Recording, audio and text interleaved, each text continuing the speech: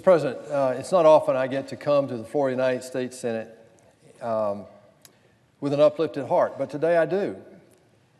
Yesterday, this body, 2/3 of us, Mr. President, got together on an issue that's so important to Main Street America and agreed after weeks of negotiation and going back and forth, we passed a bipartisan banking bill, Mr. President. And I believe historians will look back on this week and this bill as being a watershed event. It was a measured bill, Mr. President. It didn't blow up Dodd-Frank. It didn't do away with it. It didn't go as far as some people wanted. It did more than others wanted. But 2/3 of us put the national interest above our own self-interest and passed a bill that will change the face of lending for small community banks and regional banks across our country, Mr. President. Last year, when President Trump became president, he said job one is growing the economy. After 8 years of the lowest economic performance in our history, he knew that if you're ever going to deal with a long-term debt crisis that we have, that you have to first grow the economy. He was right. His instincts were exactly right on. So what did we focus on? The president had us focus on regulations, energy, and taxes. And I'm happy to tell you that this body collectively agreed, and we got those things done. We reversed 860 some rules and regulations last year. We unleashed our energy potential, as the presiding officer knows very well. And late last year, we passed an earth-shattering, historic tax cut and tax simplification bill that will unleash our potential and make us competitive with the rest of the world. Why was all that necessary? Well, Mr. President, we had gone through an experiment where big government and more regulation, more control was the call of the day, and we saw the result of that. And so what we've been doing is, in a measured way, reversing many of those onerous fiscal policies that kept the monetary policy from igniting the economy again. That's all this is. And so what we've done, Mr. President, at the beginning of last year, some $7 trillion almost were not at work in our $20 trillion economy. Now that's historic. That's just unbelievable. You can't even describe that to people outside this country. There were some $2 trillion on the balance sheets of the Russell 1000. And so that's now being employed. We see announcements every week where companies are announcing capital plans, capital expenditure plans for the next few years, largely as a result of the pullback on regulations last year. Second, we see that by eliminating our archaic repatriation tax, Mr. President, that was part of the tax bill, there's some $3 trillion of unrepatriated U.S. profits overseas that will be coming back. Most of those will be coming back. And then this bill that we built, banking bill that we just did, that reverses some of the more onerous provisions of Dodd-Frank on small banks and community banks, will free up some $2 trillion potential in lending capacity. Mr. President, I think this is historic. After Dodd-Frank, we created a two-street economy. We had Wall Street and we had Main Street. I have a chart here that explains that Dodd-Frank, and this happens so often in Washington, where well-intended people who have very little experience in the free enterprise system make decisions that have unintended consequences. And this is one. Dodd-Frank was intended to rein in and control the big banks. And yet what it did inadvertently was penalize the small banks and make big banks better business. And so this chart calls out the way I would measure this is the lending activity, Mr. President. And what we see, the dark blue line here, is since the 2008 crisis, large business loans coming out of these major money-centered banks has increased dramatically. And even that hasn't driven the recovery that we talk about, because a lot of the job creation comes in small-town America, in small companies. And Mr. President, this light blue line here is small business loans, less than $1 million. We're not even back to where we were in 2008.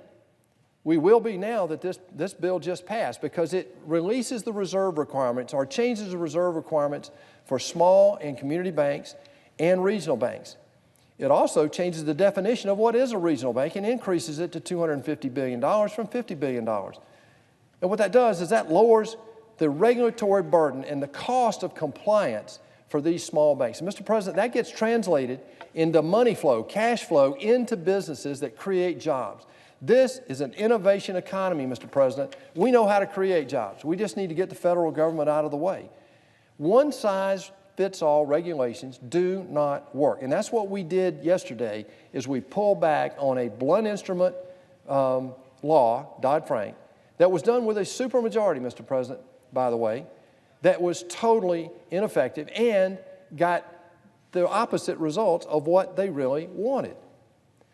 Those entities did nothing to, the small banks and community banks did nothing to cause the 2008 and 9 crisis. But since Dodd-Frank was enacted, Mr. President, over 1,700 small banks primarily have gone out of business. 1,700. Many because they were unable to cope or afford to comply with the 2,319 pages and 390 new regulations imposed by Dodd-Frank. Let me say that again. 390 new regulations were imposed by Dodd-Frank. My goodness. These small banks had nothing to do with the crisis of 2008.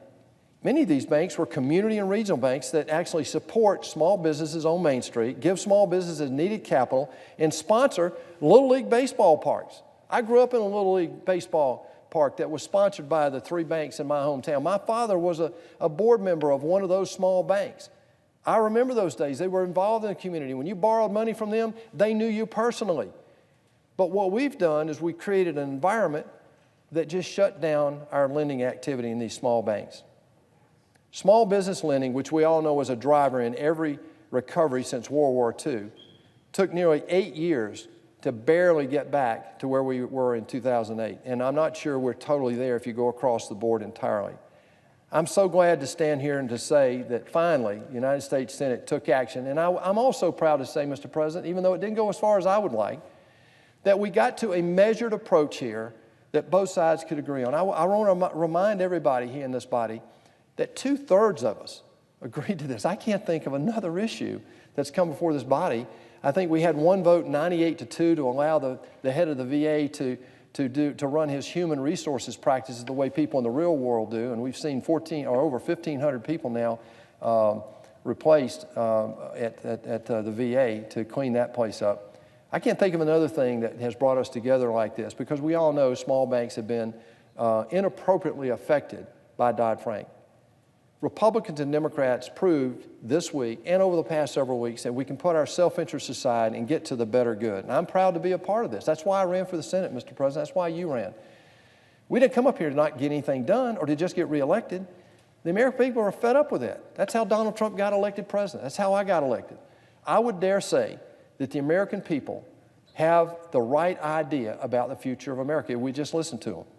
Nobody's got all the right answers, Mr. President, but freeing up capital right now to put to work in our economy is the only way that we're going to grow this economy north of 3%.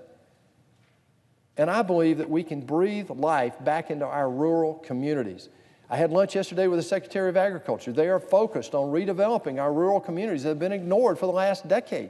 These are communities that share the values that built America, Mr. President, and yet they've been ignored by past administrations that led to big city, big urban focus. And I think this bill, more than anything else we've done since I've been in the Senate, will actually breathe life back into those rural communities. I applaud our Democratic partners across the aisle here. 17 of them, Mr. President, took the heat from their own party and from K Street and from the vested lobbyists that did not want this to happen. I applaud them for their courage and for standing up for the people back home. That's what we're here to do. It doesn't always work out this way. Sometimes 15 or 16 of our people in the Republican Party will work with them and get a bill that they want to do. That's what this Senate body is supposed to do, Mr. President. I know that there's some on the other side of the aisle that really want a one-size-fits-all and a bigger government, more intrusion. We heard the speeches this week that it's going to be so draconian that they just don't understand how this bill will make and breathe life back into capital formation, which is the cornerstone of a capitalistic society. But I believe that most people in America have seen the dark side. They've seen the punitive nature of large regulatory bodies by a federal government that wants to dominate in every aspect of our life. And Dodd-Frank was one of the ramifications of that, accomplished, as I said, only during a supermajority. The irony of Dodd-Frank is that it's just another example of Washington overreach that helps the very people it claims to champion, and the working middle, and it fails to help the working middle class. We see from this chart, large businesses had no problem getting loans, Mr. President, but I got to tell you, the small startup entrepreneur is having trouble today, and that's what this bill goes a long way toward helping to alleviate. Small businesses should look at this and say, we're back in business, we're open for business. I believe that this will breathe life back into many communities around our country. These community and regional banks, and by extension, communities and small businesses across the country, have been unduly punished for something they had nothing to do with, and it's time to correct that, and this bill does that. I am proud to be a member of the United States Senate today, Mr. President. I haven't said that many times here. I'm proud because we took action. We put our self-interest aside, and this is exactly the kind of result that the American people want us to deliver. This rollback, which I believe is very measured, combined with last year's regulatory rollback, President Trump's step to unleash our energy potential, and yes, our historic tax bill, going a long way to be a big win for our economy.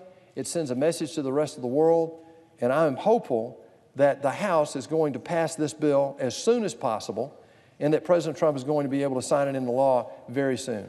President Trump has a vision for America. It is born out of Main Street America. I believe that this puts us back on the track to greatness and leadership in the world, economically, socially, politically. It's the right thing to do for our country. It's the right thing to do for every person in America. Mr. President, I yield the floor, and I note the absence of a quorum.